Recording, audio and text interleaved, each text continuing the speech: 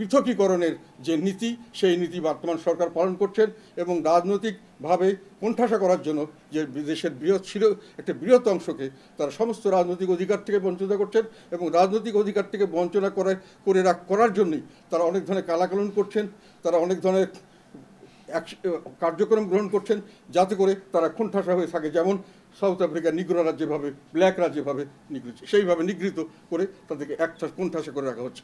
আমরা এর তীব্র প্রতিবাদ করছি। আমরা কোনো সময় কোনো ধরনের বর্ণবাদের বিপক্ষে, আমরা কোনো সময় কোনো পার্থক্যীকরণের বিপক্ষে। আমাদের দেশ আমাদের সকলে মিলে আমরা দেশকে নিয়ে এগিয়ে যাব। নিজস্ব দল তৈরি করে সেই দলের মাধ্যমে এবং সেই একই সঙ্গে নির্বাচন করলে সেই নির্বাচনে লেভেল প্লেইং ফিল্ড কখনই হওয়া সম্ভব নয়। এটা অনেকভাবে বলা হয়েছে, 90-র পর থেকে এটা বারংবার বলা হয়েছে। সরকারি দল তার কোনো সরকার থাকলে সরকারি দল কোনো নির্বাচন করতে পারবে না। সরকারি দল যদি নির্বাচন করতে চায় সে সরকার ছেড়ে দিতে হবে। কাজেই আমরা মনে করি এই সরকার একটা উপযুক্ত নির্বাচন দেওয়ার দরকার, কিন্তু উপযুক্ত নির্বাচন এই সরকার দিতে পারবেন না। আমরা বিশ্বাস করি যে এই সরকারের সেই দেওয়ার ক্ষমতাও নেই, তাদের এই দেওয়ার ইচ্ছাও নেই।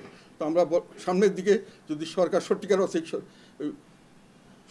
সঠিক কোনো অবস্থান নিতে ব্যর্থ হন, তাহলে দেশের জনগণকে ব্যবস্থা নিতে হবে।